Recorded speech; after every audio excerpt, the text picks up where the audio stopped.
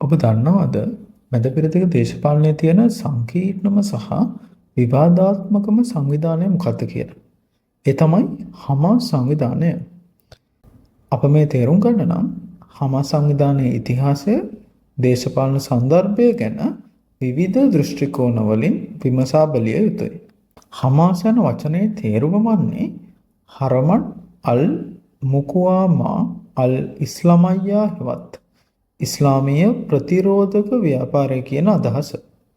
මේක 1987 දී පලස්තීන ප්‍රදේශවල ඇති වූ පළමු ඉන්ටිෆාඩාව හෙවත් නැගිටීම අතරතුරේදී තමයි ආරම්භ වුණේ. ආරම්භකයා වුණේ ෂෙයිඛ් අහමඩ් යසීන් ප්‍රමුඛ පිරිසක්. මුලදී හමාස් සංවිධානය මුස්ලිම් සහෝදරත්වයේ නැත්නම් මුස්ලිම් බ්‍රදර්හුඩ් යන්නෙහි පලස්තීන ශාඛාවක් විදිහටයි ගොඩනැගුණේ. ඔවුන්ගේ මූලික අරමුණු තුනක් තිබුණා. අංක 1 මුළු පලස්තීන භූමියම මුදා ගැනීම. අංක 2 ඊශ්‍රායල් රාජ්‍යයට විරුද්ධව සටන් කිරීම. අංක 3 ඉස්ලාමීය සමාජයක් එහි පිහිටුවීම.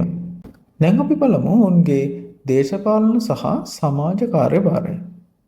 හමාස් කියන්නේ හුදෙක් මිලිටරි සංවිධානයක් විතරක්ම නෙවෙයි. ඔවුන් ගාසා තීරයේ ඊටම සංකීර්ණ භූමිකාවක් ඉටු කරනවා. මුලින්ම අපි බලමු සමාජ සේවය. ඔවුන් රෝහල්, පාසල් සහ පුණ්‍යායතන පවත්වාගෙන යනවා. ඒ වගේම දුප්පත් ජනතාවට ආහාර, වෛද්‍ය සේවා සහ සමාජ සුබ සාධන වැඩසටහන් පවා සපයනවා. මේ නිසා ගාසා ජනතාවගෙන් විශාල පිරිසක් ඔවුන්ව පිළිගන්නවා. දෙවනුව අපි බලමු දේශපාලන බලය. 2006 දී පලස්තීන පාර්ලිමේන්තු මැතිවරණයෙන් ඔවුන් ජයග්‍රහණය කරා. 2007 සිට 2025 මේ දක්වාම ගාසා තීරයේ පාලන බලය තියෙන්නේ හමාස් සංවිධානය අතේ.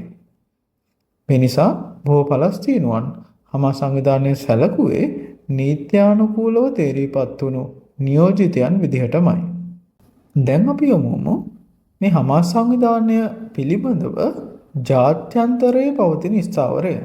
හමාස් සංවිධානය ගැන ජාත්‍යන්තර ප්‍රජාව අතර මත ප්‍රධාන වශයෙන් දෙකක් පවතිනවා.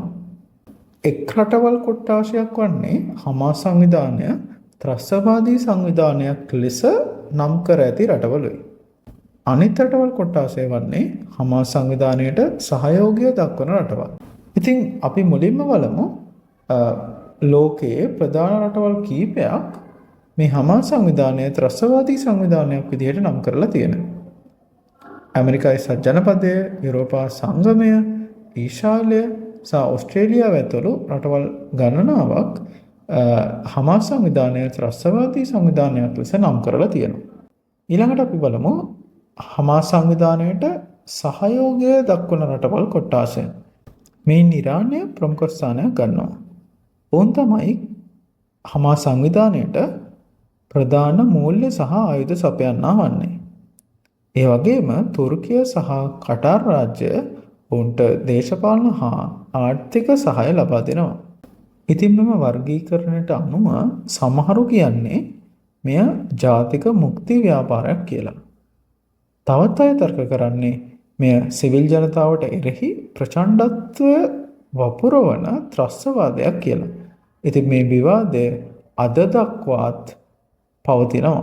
හමාස් සංවිධානය සහ ඊශ්‍රායලය අතර දශක ගණනාවක් තිස්සේ ප්‍රචණ්ඩ ගැටුම් තියෙනවා. ඉතින් අවාසනාවන්ත විදිහට මෙම ගැටුම් චක්‍රයක් වගේ දිගින් දිගටම ක්‍රියාත්මක වෙනවා. මෙන්න මේ විදිහට තමයි මේ චක්‍රය ක්‍රියාත්මක වන්නේ. මුලින්ම හමාස් සංවිධානය ඊශ්‍රායලයට රොකට් ප්‍රහාර එල්ල කරනවා. ඒකේ ප්‍රතිඵලයක් විදිහට ඊශ්‍රායල හමුදා ගාසා තීරයේ මිලිටරි මෙහෙයුම් දියත් කරනවා. ඉතින් මෙම සාධක දෙක තමයි චක්‍රයක් විදිහට දශක ගණනාවක් තිස්සේ මේ මැද පෙරදිග කලාපයේ පවතින්නේ. මේ හේතුවෙන් දෙපැත්තේම ඒ කියන්නේ පලස්තීන සහ ඊශ්‍රායල යන දෙපැත්තේම සිවිල් ජනතාව විශාල වශයෙන් පීඩාවට පත් වෙනවා.